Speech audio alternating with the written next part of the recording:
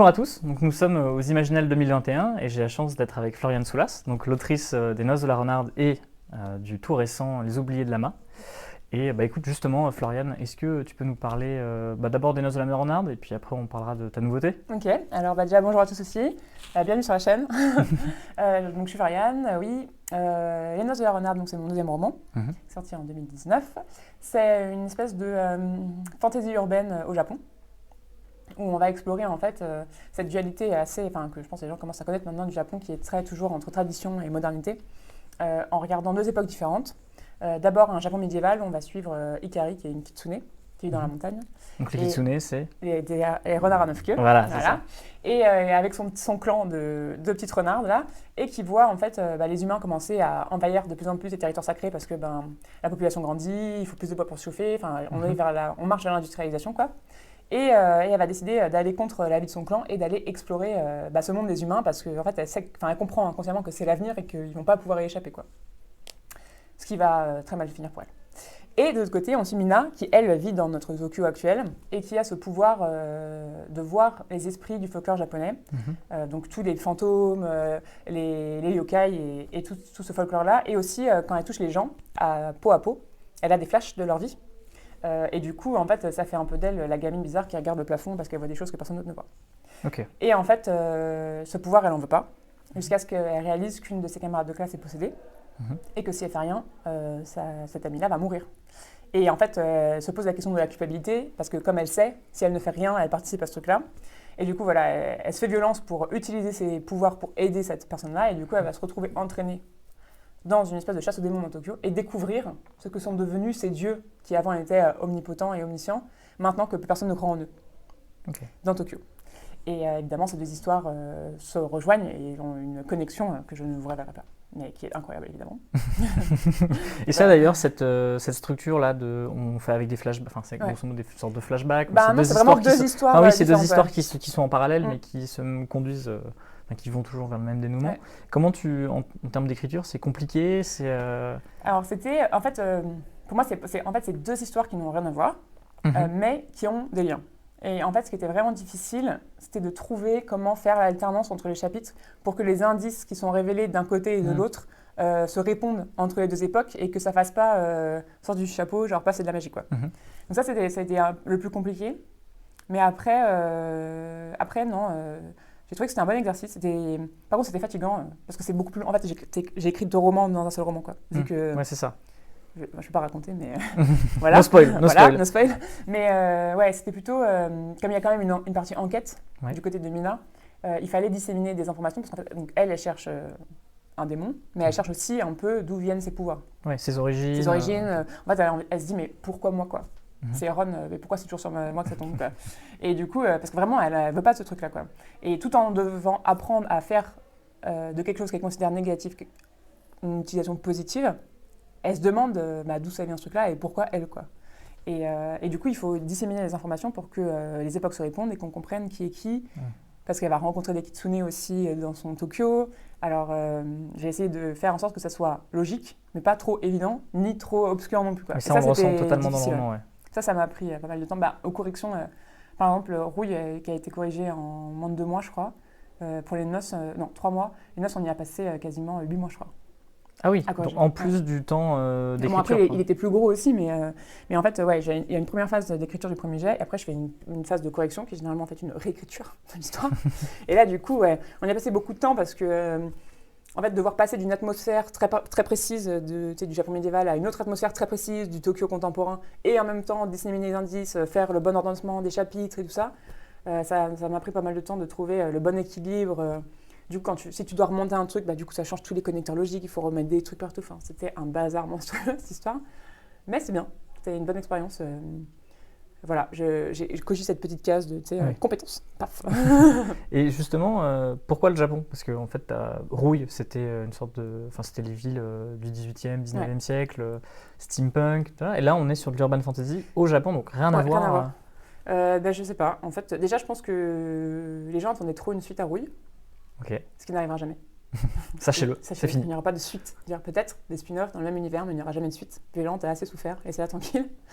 Mais ouais, en fait, c'était pour moi que j'étais en train de corriger. Oui, justement. que j'ai eu. En fait, ça fait super longtemps que j'avais ce titre en tête, Les Noces de la Renarde, parce que donc ça fait référence à une légende japonaise. Ouais. Qui est Et très ça jolie qui est d'ailleurs. très jolie. Qui est très très jolie. Et qui est c'est un vrai truc, hein, c'est pas inventé, hein, c'est une vraie légende. Et ça fait peut-être, je sais pas, depuis que j'étais au lycée, donc ça faisait presque 10 ans que j'avais ce truc dans la tête et je me disais, un jour j'aimerais bien écrire un.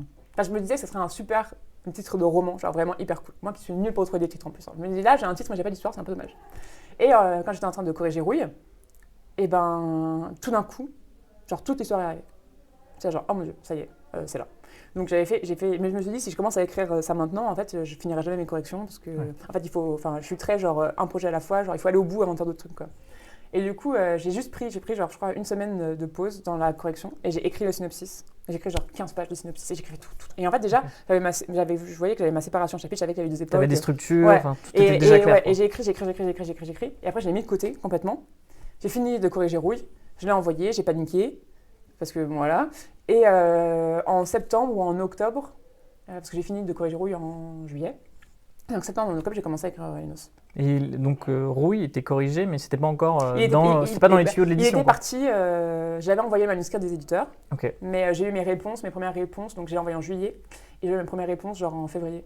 D'accord. En mars. Okay. Et du coup, entre-temps, en plus c'était bien comme ça, j'étais en train de faire un autre truc, j'avais pas le temps de stresser à me demander ce qui se passait, quoi. Et du coup, j'ai écrit Les Noces tout de suite après. Ça m'a pris pareil, ça m'a pris 1 an et demi en tout avec la correction, quoi. Et ouais, en fait, je pense que Les Noces, c'est juste un condensé ultime de toute mon adolescence, de mon enfance. Mon père, il adorait le Japon. Club Dorothée. Ouais, il faisait du kendo. Moi, j'ai fait du kendo aussi. On regardait des films de samouraï, on a vu tous les Ghibli 1000 fois. Moi, j'ai vu Princesse Mononoke au cinéma quand j'avais 12 ans. Ça a été le traumatisme de ma vie et le meilleur truc que j'ai vu aussi, tu vois. Je suis sortie, mais vraiment, en me disant, mais mon Dieu, il y avait des cochons géants qui mangeaient des gens, genre, qu'est-ce qui se passe, quoi? Il y avait du sang partout. J'avais trouvé ça ultra violent et en même temps incroyable. Et d'ailleurs, la scène d'ouverture du roman est un hommage à la scène d'ouverture de Mononoke. Et en fait, ouais, c'est juste, on a lu des mangas avec ma sœur, on adorait ça, on regardait plein d'animés. Et en fait, ma sœur, à ce moment-là, partait au Japon. Ok. Elle est partie entre-temps, quoi. Et voilà, on a baigné, je pense, inconsciemment dans cette culture-là que beaucoup de jeunes de mon époque et de ma génération, je pense, ont eu, quoi. Et on a grandi avec Sakura, avec Sailor Moon, Yu-Gi-Oh!, enfin tous ces trucs-là, quoi. Dragon Ball Z et tout ça. Et du coup, j'ai écrit le livre et après, une fois que j'ai fini le premier jet, j'ai fait une pause et je suis partie au Japon. Ok. À ce moment-là. Donc c'est une sorte d'hommage en fait à la culture japonaise. C'est vraiment un hommage à ce truc-là. Enfin, moi, j'ai grandi là-dedans, ça m'a vraiment forgé. Et ouais, voilà, ça me semblait hyper naturel d'écrire ce roman. J'ai même pas trop réfléchi, je me suis posé moins de questions pour Rouille, quoi, pour le coup. Il me semble que Les Oubliés de Lama, c'est aussi une sorte d'hommage à toutes les héroïnes absentes de la science-fiction, c'est ça? Ouais, c'est même plus précis que ça. C'est vraiment, à la science-fiction. En science-fiction, il n'y a jamais de nana. Oui. Enfin, moi, après, il y en a, mais ça sert à rien. Moi, j'ai découvert la science-fiction par mon père. Il m'a fait lire forcément les trucs qu'il lisait lui, ado, donc c'est les grands classiques. Hein. C'était Asimov, c'était Van Vogt, c'était Dick, c'était tout ça. Et du coup, je me suis dit, mais moi, en tant que jeune femme, même enfant, j'ai jamais eu de mal à m'identifier à ces personnages-là, même si j'aurais aimé avoir plus de filles. Donc en fait, des garçons on ne devrait pas avoir de problème à s'identifier à des héroïnes. Mais moi, en tant que jeune fille, c'est vrai que j'en avais pas, quoi. Il n'y avait rien du tout. Et du coup, Kat et Jasper sont un peu... c'est mon cri d'amour à toutes ces héroïnes qui n'ont pas eu le droit d'exister et qui maintenant peuvent exister parce que la diversité arrive, les autrices arrivent aussi, et on a cette conscience, je pense, très aiguë de ce qui nous a manqué et de ce qu'on a envie de voir. Et c'est aussi un espèce de cri d'amour à mes études de scientifique, parce que moi je suis ingénieure. Et du coup, j'ai voulu rendre vraiment hommage à des choses que j'ai faites en tant que chercheuse et qui m'ont énormément plu. Et voilà, qui m'ont vraiment... c'était mes meilleures années de ma vie en termes de boulot, quoi. Et du coup, j'avais envie de parler de ça. Déjà parce que c'est plus facile de parler de choses qu'on connaît que de choses qu'on ne connaît pas. Ouais. J'ai beaucoup d'admiration pour les écrivains qui ne sont pas du tout scientifiques et qui écrivent de la science-fiction et qui déploient des concepts un peu poussés. Parce que je me dis, purée, déjà, moi, en écrivant sur les trucs que je connais, c'est hyper galère. Alors quand on doit juste le faire à partir de recherches et qu'on n'a pas vraiment travaillé de manière vraiment intensive sur ça, ça va être très très dur. Et tu peux nous parler un petit peu de l'univers du roman, du coup, pour l'introduire un petit peu Donc, Les Oubliés de Lama, ça raconte l'histoire de Kat, qui est une ancienne scientifique, de 30 ans, je précise, au moins. C'est pas une jeune fille. Donc, c'était pas toi. C'est pas moi. Qui a eu une carrière, donc, pour le coup, en plus, une très bonne carrière sur Neptune. Donc, parce qu'on est dans un univers où, en fait, donc, tout le système solaire a été colonisé, sauf Jupiter. Et en fait, Kat va tout lâcher. Alors pour diverses raisons que je ne vous révélerai pas, vous les découvrirez dans le roman, mais notamment parce que son frère jumeau a disparu. Donc il vient d'une famille très guindée, très portée sur la réussite sociale et scientifique.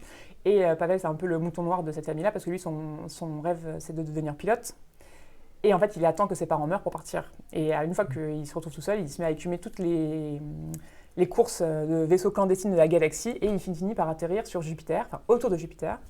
Parce que donc Jupiter, comme c'est la seule planète qu'on n'a pas réussi à aller ponctionner de ses ressources, ben on l'a un peu laissé à l'abandon. Et c'est devenu la décharge du système solaire. C'est une sorte de western. Ouais. Et en fait, dès qu'on n'a plus rien à faire d'un vaisseau qu'on ne sait pas où le foutre, on le largue sur Jupiter.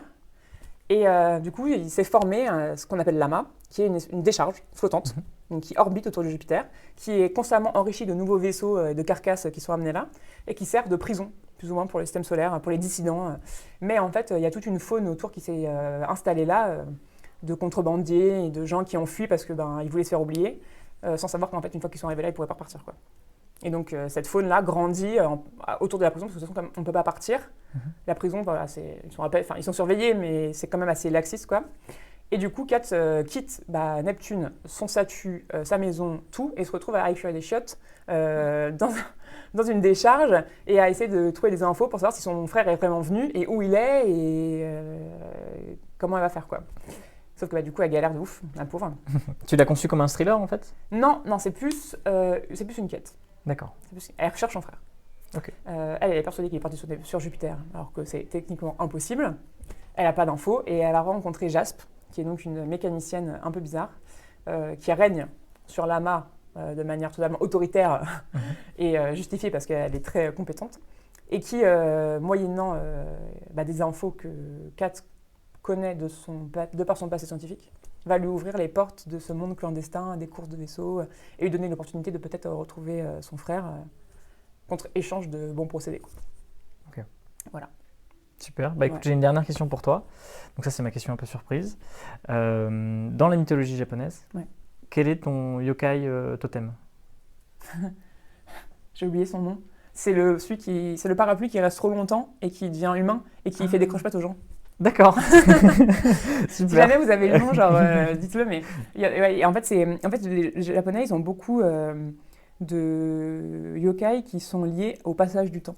Donc, par exemple, les kitsune ou les bakeneko, donc les chats, deviennent des créatures mythologiques parce qu'un certain temps passe et que du coup, ils acquièrent de la sagesse et de la puissance. Donc, par exemple, les chats, il faut qu'ils dépassent l'âge de 20 ans et qu'ils pèsent plus de temps, de kilos ou un truc comme ça, et ils deviennent des bakeneko et ils peuvent changer d'apparence, un peu comme les renards, etc., etc. Et les renards, c'est pareil, il faut qu'ils vivent un certain temps pour acquérir des queues et du pouvoir, etc. Et a priori, à la 9e queue, en fait, il peut y avoir une bascule où le yokai peut devenir maléfique. Et les chiens, c'est pareil, il y a toujours un truc comme ça. Et ils ont ces trucs avec les objets aussi que je trouve trop drôle. C'est incroyable. Et du coup, il y a ce truc avec les parapluies. Et qui restent dans des porte-parapluies, parce qu'il y en a partout là-bas. Et du coup, qui, quand ils restent abandonnés trop longtemps, en fait, développent une personnalité et se mettent à faire des croche-pattes aux gens. Je trouve ça trop drôle.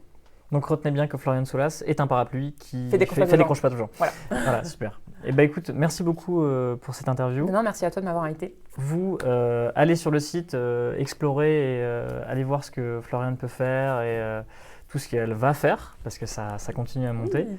Et écoutez, on se dit à la prochaine. À la prochaine.